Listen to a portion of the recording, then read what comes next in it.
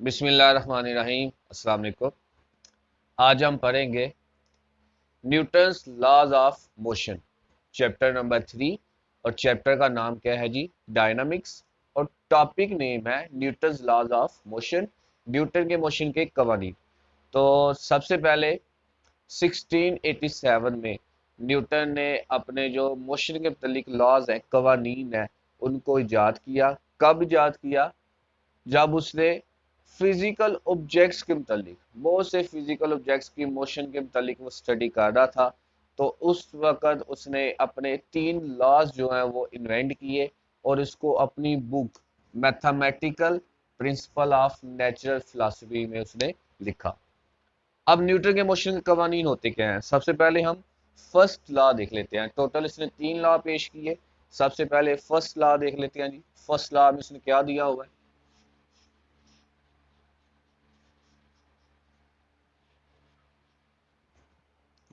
Newton's first law of motion. First law of motion में उसने बड़ी आसान सी बात की है। उसने बोला है भाई, अगर कोई बॉडी रेस्ट की हालत में है तो तब तक रेस्ट की हालत में रहेगा जब तक हम उस पर फोर्स नहीं लगाते। फॉर एग्जाम्पल, मेरे पास ये व्हाइट बोर्ड है, अभी ये रेस्ट की हालत में है।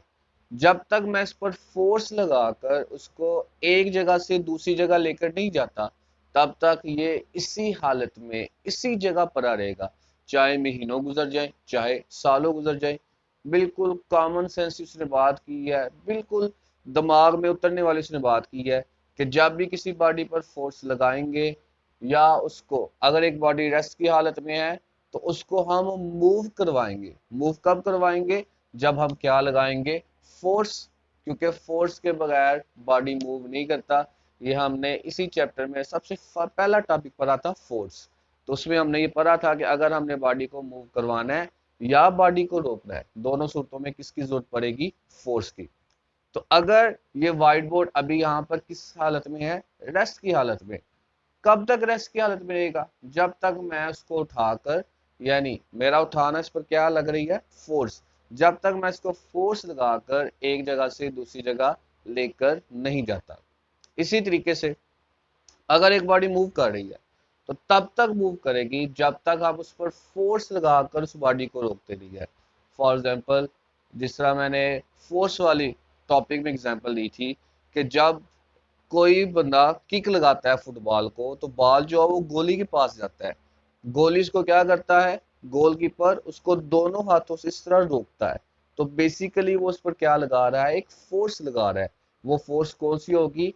फ्रिक्शनल फोर्स, यानी ऑपोजिट फोर्स। इसी तरह अगर गाड़ी चल रही है तो गाड़ी में जब हम ब्रेक अप्लाई करेंगे तो गाड़ी क्या होगी? रुक जाएगी। यानी गाड़ी यूनिफॉर्म मोशन से किस में आ गई? रेस्ट की हालत में। तो ब्रेक जो होगी वो कब हम लगाएंगे? जब हम उस पर फोर्स लगाते हैं। तो बड़ी सिंपल सी बात है, अगर एक बॉडी रेस्ट में है, कब तक रेस्ट में रहेगा? जब तक हम उस पर फोर्स नहीं लगाते। और अगर एक बॉडी मोशन में है, कब तक मोशन में रहेगा? जब तक हम उस पर फोर्स नहीं लगाएंगे। तो Newton first law of motion हमारे पास आ गया कि जब तक एक बॉडी पर हम फोर्स नहीं लगाते, अगर वो रेस्ट में है तो रेस्ट की हालत में रहेगा, अगर वो यूनिफॉर्म मोशन में है तो यूनिफॉर्म मोशन में ही रहेगा।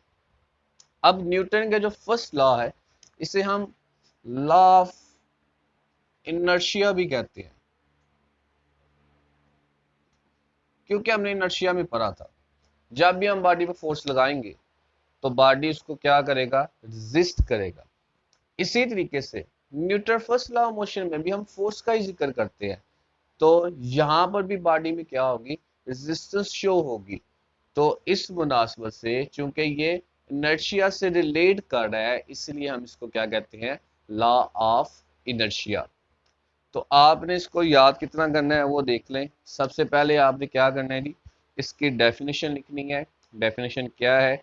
अ body continuous is state of rest or uniform motion in a straight line provided no net force act on it। उसके बाद आपने लॉ ऑफ इनर्शिया की डेफिनेशन करनी है। तो लॉ ऑफ इनर्शिया की डेफिनेशन क्या है? उसमें हम Newton first law of motion की भी डेफिनेशन पहले लिखेंगे। यानी लॉ ऑफ इनर्शिया की डेफिनेशन बन जाएगी, अ body continuous is state of rest are of uniform motion in a straight line provided no net force acts on it. Since Newton's first law of motion deals with inertial property of matter, therefore Newton's first law of motion is also known as law of inertia. तो ये दो definition मैंने आपको बता दी हैं, एक आ गई Newton first law of motion की और एक आ गई लॉ ऑफ इनर्शिया की। अब अगर ये लॉन्ग क्वेश्चन में आया तो फिर आपने कितना करना है, तो फिर आप करेंगे फर्स्ट पैराग्राफ की सेकंड लास्ट लाइन से। For example, a book lying on a table remains at rest as long as no net force act on it। अब इसी में साइड पे नेट फोर्स की डेफिनेशन दी हुई है, बॉक्स दिया हुआ साइड पे, वहां पे नेट फोर्स की डेफिनेशन दी हुई है। नेट कहते हैं टोटल, यानी एक बॉडी पर जितनी भी फोर्सेस लग रही हैं उन सब का सम। फॉर एग्जांपल, हमारे पास यहाँ पे कोई कह ले एक ब्लॉक है, इस पर टोटल 3 फोर्सेस लग रही हैं। एक को हम कह देते हैं F1, एक हम कह देते हैं F2 और एक हम कह देते हैं F3। तो टोटल नेट फोर्स पर क्या लगेगी, हम इसको कहेंगे F फोर्स और साथ नीचे लिखेंगे net. Net force equal to F1 plus F2 plus F3, यानी एक बॉडी पर जितनी भी फोर्सेस लग रही हैं उन सब का सम क्या कहलाएगा, नेट फोर्स।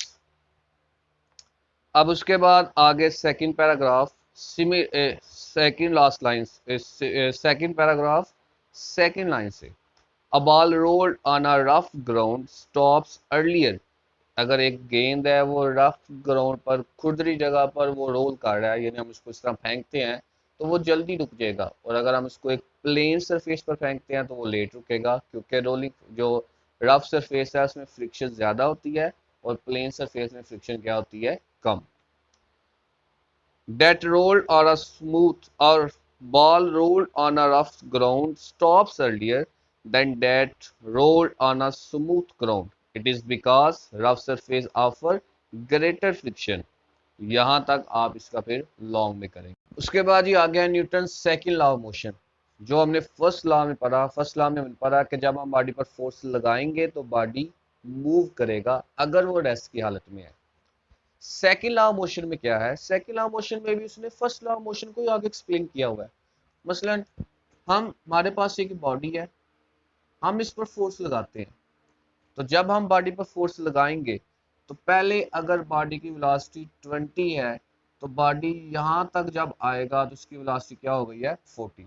यानी वेलोसिटी क्या हो रही है, चेंज। वेलोसिटी चेंज हो तो क्या प्रोड्यूस होता है, एक्सेलरेशन। इसका मतलब है जब भी बॉडी को मूव कराने के लिए इस पर फोर्स लगाएंगे तो उसमें हमेशा क्या प्रोड्यूस होगा, एक्सेलरेशन। वो एक्सेलरेशन कितना प्रोड्यूस होगा वो डिपेंड करेगा फोर्स पर।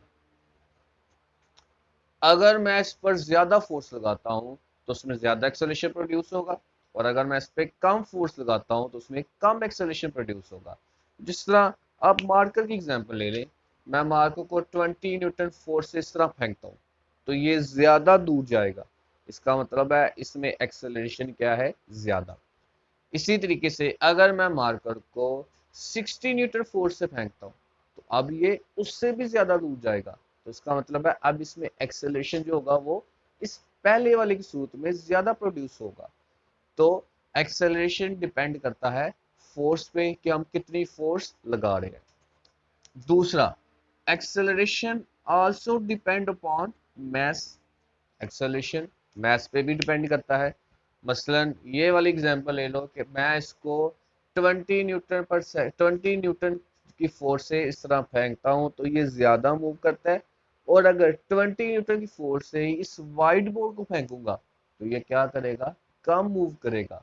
इसका मतलब है इसकी मूवमेंट ज्यादा, इसकी मूवमेंट कम, इसका मैस कम, इसका मैस ज्यादा। मूवमेंट ज्यादा, एक्सेलरेशन ज्यादा, मूवमेंट कम, एक्सेलरेशन इज जो एक्सेलरेशन है वो भी क्या होगी, कम। तो एक्सेलरेशन मास की क्या आ गया, इनवर्सली। इसको बोलते हैं डायरेक्टली। डायरेक्टली का मतलब होता है अगर एक चीज बढ़ेगी तो दूसरी भी बढ़ेगी, और अगर एक चीज कम होगी तो दूसरी भी क्या होगी, कम। इसका मतलब होता है इनवर्सली। इनवर्सली का मतलब होता है कि अगर एक चीज इंक्रीज कर रही है, बढ़ रही है, तो दूसरी चीज क्या करेगी, डिक्रीज, यानी वो कम होगी। और उल्टा दे, अगर ये डिक्रीज कर रही है यानी कम हो रही है, तो ये क्या करेगी, इंक्रीज। किस तरह इंक्रीज करेगी, किस तरह डिक्रीज करेगी, वो मैंने आपको मिसाल के जरिए बता दिया। अब अगर हम इन दोनों इक्वेशंस को, इसको नाम कह दो इक्वेशन नंबर 1, इसे कह दो इक्वेशन नंबर 2, अगर हम इसको कंबाइन करके लिखें तो दोनों में चूंकि एक्सेलरेशन मौजूद है, तो ये हमारे पास आ जाएगा एक्सेलरेशन को 1 time directly F inversely M. M यहाँ पे डिवाइड हो रहा है, इधर आकर क्या हो जाएगा, मल्टीप्लाई। तो हमारे पास आ जाएगा एफ डायरेक्टली एम ए, यानी शो कर रहा है कि चूंकि मैथ हमारे पास यहाँ पे फर्ज कर लो कि कांस्टेंट है, तो एफ कितनी बढ़ेगी, जितना एक्सेलरेशन क्या होगा, ज्यादा होगा। अगर हमने इस साइन को खत्म करना है तो इसकी जगह हम लगाते हैं इक्वल और कांस्टेंट। अब इस कांस्टेंट की जो वैल्यू है वो एसआई यूनिट में 1 होती है। कहां से आई, भाई जिसने लॉ बनाया उसने हमें इस वैल्यू को प्रूव करके बताया। अब चूंकि उसने लॉ बनाया, हमें क्या पता उसने किस टर्म्स एंड कंडीशन में लॉ बनाया है, तो हम के की वैल्यू किस तरह कैलकुलेट करें। तो इसीलिए जो साइंटिस्ट लॉ बनाता है वो के की वैल्यू जो कांस्टेंट यूज करता है उसकी वैल्यू भी कैलकुलेट करके बताता है। तो हमें यहाँ पर उसने बताया कि इसकी वैल्यू क्या है जी, 1। अगर हम इसकी जगह 1 पुट कर दें, 1 MA, 1 को जिससे मर्जी मल्टीप्लाई करो वही अमाउंट आती है।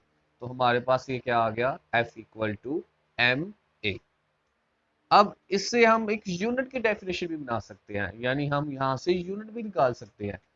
फोर्स का ऐसा यूनिट होता है न्यूटन, मास का ऐसा यूनिट होता है किलोग्राम, और एक्सेलरेशन का होता है ms-2।